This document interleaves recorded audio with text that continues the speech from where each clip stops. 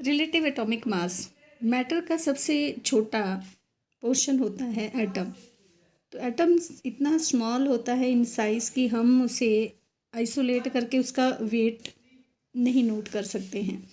तो इसके लिए जैसे कि mass of atom of hydrogen हम लेते हैं 1.67 10⁻⁻24 ग्राम। ये बहुत ही स्मॉल है इन ग्राम्स। कहते हैं fixing sum of standard mass and compare the mass of atom of other element relative to it. Relative mass को हम एटॉमिक मास यूनिट और यूनिफाइड मास भी बोलते हैं।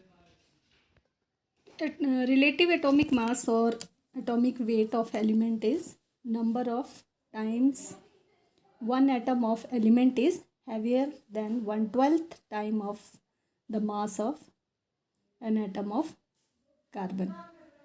कार्बन 12 ये आइसोटोप लिया है हमने।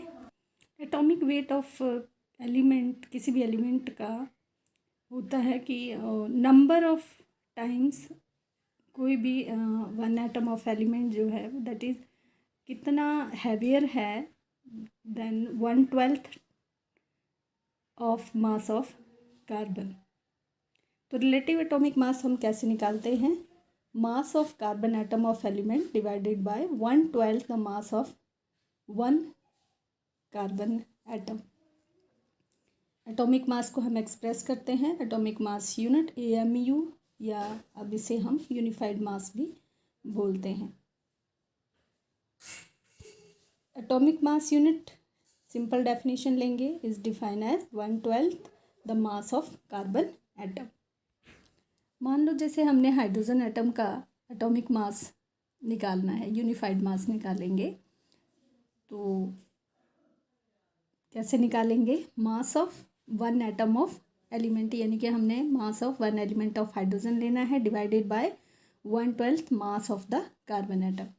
तो यूनिफाइड मास हाइड्रोजन एटम का जो मास है दैट इज़ 1.6736 10⁻⁻24 ग्राम, और कार्बन एटम का लेते हैं 1.66056 10⁻⁻24 ग्राम।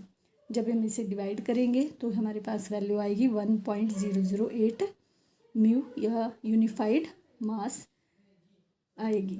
तो ये आता है हमारा मास ऑफ हाइड्रोजन। एटम्स का मास होल नंबर में नहीं होता है, कुछ एलिमेंट्स का मास हम फ्रैक्शंस में भी लेते हैं, तो उस केस में हम एवरेज एटॉमिक मास निकालते हैं।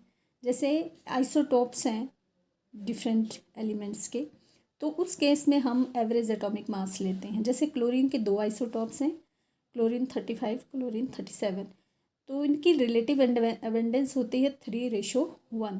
तो इस केस में एवरेज एटॉमिक मास कैसे निकालेंगे? एटॉमिक मास जैसे क्लोरीन का एक 35 है, इसकी अबंडेंस है 3:1 में है ये प्रेजेंट, तो मल्टीप्लाई बाय 3। क्लोरीन 37 जो है इसकी अबंडेंस 1% है, तो मल्टीप्लाई बाय 1, और अबंडेंस को हम इस तरह से प्लस कर लेंगे, तो हमारे पास ये डिवाइड करके आएगा 35.5 यूनिफाइड मास।